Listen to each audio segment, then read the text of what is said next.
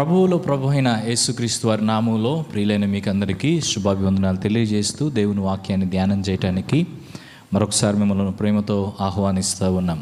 అందరూ బాగున్నారా? పరిశుద్ధ గ్రంథాన్ని మనం క్రమంగా ధ్యానం చేస్తూ ఉన్నాం. ఆదికాండం 2వ అధ్యాయం 4వ వచనం. దేవుడైన యెహోవా భూమిని ఆకాశమును చేసిన దినమందు భూమి ఆకాశములు సృజింపబడినప్పుడు వాటి ఉత్పత్తి క్రమము ఇదే. ఈ వచనంలో దేవుని గురించి మరొక నూతన పేరు చెప్పబడటాన్ని మనం చూడవచ్చు. ఇప్పటి వరకు కూడా దేవుడు దేవుడు దేవుడు అనేటువంటి ఈ యొక్క పదమే మనం ఆదికాండం 1వ అధ్యాయం అంతట్లో మనం చూస్తూ ఉన్నాం. కానీ 2వ అధ్యాయానికి వచ్చినప్పుడు ఈ సందర్భంలో ఈ యొక్క వచనంలో మొట్టమొదటిసారిగా యెహోవా అనేటువంటి పేరుని మనము చూస్తూ ఉన్నాం. యెహోవా అనేటువంటి ఈ పేరుకున్న అర్థం ఏంటి? యెహోవా ఎవరు? ఒక 4 విషయాలు మనము ఆలోచించేద్దాం రండి. దీన్ని బైబిల్ పండితులు టెట్రాగ్రామటన్ అని అంటారు. Yahweh, YHWH. హెబ్రీ భాషలో దానికి ఉన్న ప్రత్యేకత ఏంటంటే ఓవెల్స్ అనేవి ఉండవు, కాన్సోనెంట్స్ మాత్రమే ఉంటాయి, ఓవెల్స్ ఉండవు. కాబట్టి దీన్ని ఎలా పిలవాలి అనే దాని గురించి బైబిల్ పండితుల మధ్య రకరకాలైన అభిప్రాయాలు ఉన్నాయి. కొంతమంది జెహోవా అని పిలుస్తారు, యెహోవా అని పిలుస్తారు, జాహ్వే అని పిలుస్తారు, యాహ్వే అని పిలుస్తారు. ఇలా రకరకాలుగా దీన్ని పిలుస్తూ ఉంటారు. ఈ పేరుని చదివే క్రమంలో చాలామంది యోధా పండితులు, యోధా విద్యార్థులు యెహోవా నామమును వ్యర్థంగా ఉచ్చరింపకూడదు అన్నటువంటి ఆజ్ఞ ఉన్నది కాబట్టి చదవడానికి భయపడుతూ ఆ పేరు కనబడిన ప్రతిసారి అదోనాయ్ అని దాన్ని పిలుస్తూ ఉంటారు, అదోనాయ్ అని దాన్ని చదువుతూ ఉంటారు. అయితే మొత్తానికి పరిశుద్ధ గ్రంథంలో యెహోవా అనేటువంటి ఈ పేరు 6828 సార్లు మనకు కనబడుతుంది. అంతేకాకుండా పాత నిబంధన చరిత్రలో దాదాపు ప్రతి విభాగంలో కూడా ఈ పేరు ఉపయోగించబడ్డాన్ని మనం చూడవచ్చు. అయితే యెహోవా అనేటువంటి ఈ పేరుకి అర్థం ప్రభువు. ఇంగ్లీష్లో లార్డ్ అని ట్రాన్స్లేట్ చేశారు. కొన్ని బైబిల్లో ఈ పదము కనబడిన ప్రతి చోట లార్డ్ అని ఇంగ్లీష్ బైబిల్లో తర్జుమా చేయటాన్ని మనం చూడవచ్చు. కొన్ని తర్జుమాల్లో ఆ పదము కనబడిన ప్రతి చోట క్యాపిటల్ లెటర్స్లో రాస్తారు. LORD అని క్యాపిటల్ లెటర్స్లో రాసేటువంటి వారుగా ఉంటారు. అయితే ఎవరు ఈ యెహోవా అని మనం ఆలోచన చేస్తే ఒక 4 విషయాలు నేను మీ ఎదుటికి తీసుకురావాలనుకుంటున్నాను. 1, ఈయన సృష్టికర్త. దేవుడైన యెహోవా సృష్టికర్త అయి ఉన్నాడు. ఈ సందర్భంలో 4వ వచనంలో 2వ అధ్యాయం 4వ వచనంలో మనం ఏం చూస్తున్నామంటే దేవుడైన యెహోవా అనే పదం చూస్తున్నాం కదా. ఇక్కడ ఎలోహిం, యాహ్వే అనే ఈ 2 పదాలు కలిపి ఉపయోగించబడ్డాయి, కలిపి చెప్పబడ్డాయి. ఎలోహిం అంటే సర్వశక్తి గల దేవుడు అని అర్థం. ఇప్పుడు వరకు మనకు కనబడింది ఆ పదమే, సర్వశక్తి గల దేవుడు అనేటువంటిది, దేవుడు దేవుడు అనేటువంటి తర్జుమా. కానీ ఇక్కడికి వచ్చేసరికి ఇవి 2 కలిపి చెప్పబడడం ద్వారా మనకేమర్థం చేసుకోవాలంటే అవి 2 ఒక వ్యక్తినే సూచిస్తూ ఉన్నాయి. యెహోవా అనేది దేవునికి ఉన్న మరొక నామం మాత్రమే.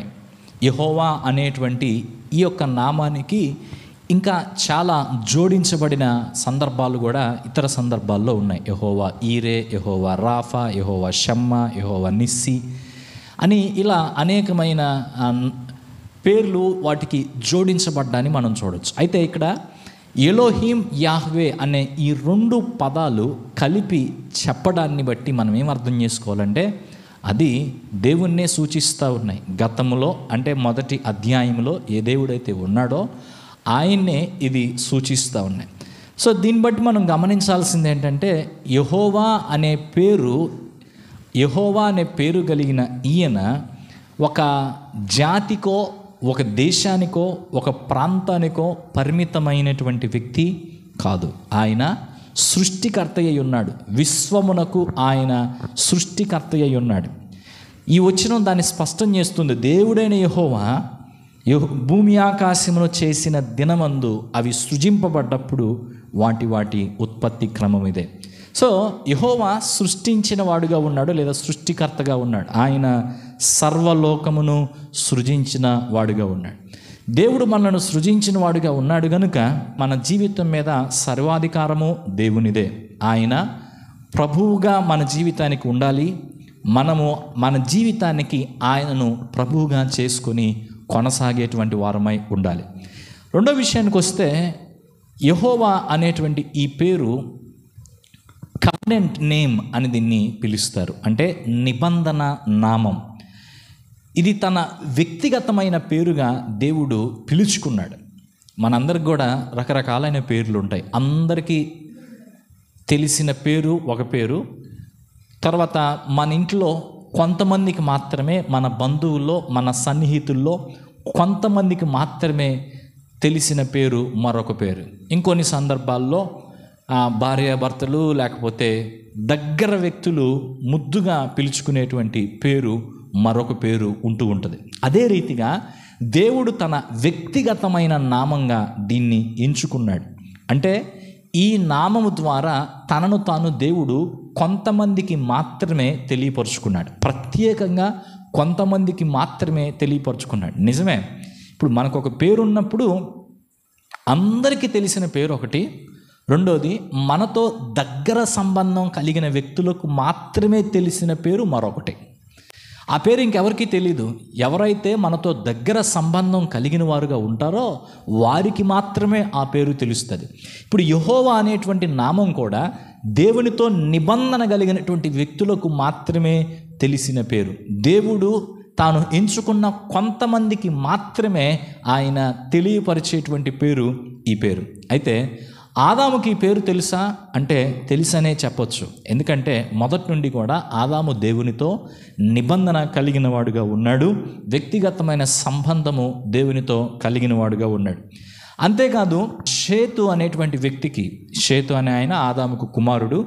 షేతు అనేటువంటి వ్యక్తికి కుమారుడు జన్మించినప్పుడు షేతు తన కుమారుడికి ఎనోష్ అని పేరు పెట్టాడు. ఈ ఎనోష్ అనేటువంటి పేరుకి అర్థం ఏంటంటే బలహీనుడు. అంటే మనిషి బలహీనుడుగా ఉన్నాడు. బలహీనుడైన మనిషి దేవుని మీద ఆధారపడేటువంటి వాడుగా ఉంటాడు. సో డిపెండెంట్ క్రియేచర్, మనిషి ఒక వ్యక్తి మీద ఆధారపడేటువంటి వాడుగా ఉన్నాడు. కాబట్టి ఈయన తను దేవుని మీద ఆధారపడుతూ తను ఇతర వ్యక్తులతో కలిసి దేవుణ్ణి ఆరాధించడానికి మిగతా వారందరినీ కూడా ఆహ్వానిస్తున్నటువంటి సందర్భాన్ని మనము ఆదికాండం 4వ అధ్యాయం 26వ వచనంలో చూడవచ్చు. అప్పుడు యెహోవా నామమున ప్రార్థన చేయుట ఆరంభమైనది అనే మాట మనం అక్కడ చదువుతాం. యెహోవా నామమున అనే మాట చూడండి. అంటే దేవుని మీద ఆధారపడడానికి వారు నిర్ణయం చేసుకుని అనేక మంది కలిసి ఒక గుంపుగా ఆరాధించేటువంటి వారందరితో కలిసి ఆరాధన చేసిన వారుగా ఉన్నారు. ఇక్కడి నుంచి మనం నేర్చుకోవాల్సింది ఏంటంటే దేవుడు మనతో సంబంధం కలిగి ఉండాలని కోరుకుంటున్నాడు. యెహోవా సృష్టికర్త, అయితే మనతో సంబంధము కలిగి ఉండాలని ఆయన కోరుకుంటున్నాడు. మనతో సంబంధాన్ని ఆయన కోరుకుంటున్నాడు. దేవుడు మనతో సంబంధాన్ని కోరుకోవటం చూడండి. మనిషి దేవునితో సంబంధం కోరుకోవటం కాదు, దేవుడే మనిషితో సంబంధాన్ని కోరుకోవటం. అందుకే తన పేరును ప్రత్యేకంగా ఆయన తెలియపరుస్తున్నవాడుగా ఉన్నాడు. ఈ మాటలు వింటున్న ప్రియ సహోదరి సహోదరుడా, దేవుడు నిన్ను ప్రేమిస్తున్నాడు. నీతో సంబంధం కలిగి ఉండాలని ఆయన కోరుకుంటున్నాడు. నీతో సంబంధం కలిగి ఉండాలని ఆయన కోరుకుంటూ అనేకమైన విషయాలు నీకు తెలియపరుస్తున్నాడు. తన యొక్క వ్యక్తిగతమైన విషయాలు నీకు తెలియపరుస్తూ ఉన్నాడు.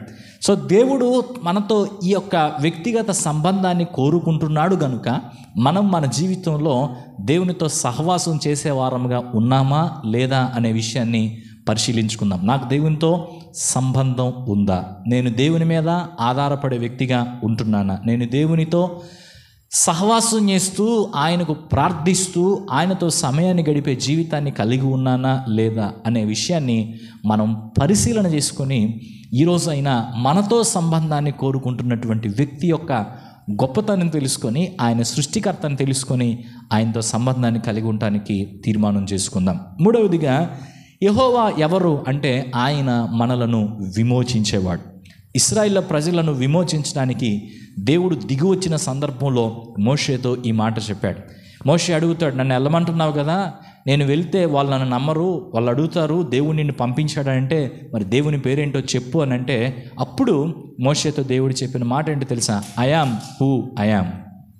నేను ఉన్నవాడను అనువాడను, మిమ్మలను విమోచించటానికి దిగి వచ్చాను అనేటువంటి మాటలు దేవుడు తెలియపరిచాడు.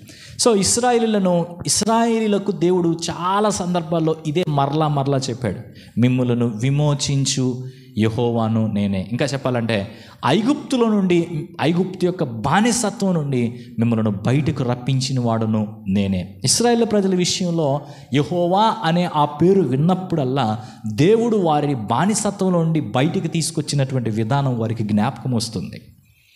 దేవుడు వారిని విమోచించినటువంటి వాడుగా ఉన్నాడు. అంతేకాదు మనందరిని కూడా విమోచించడానికి దేవుడు తన కుమారుడైన యేసుక్రీస్తు వారిని ఈ లోకానికి పంపించాడు.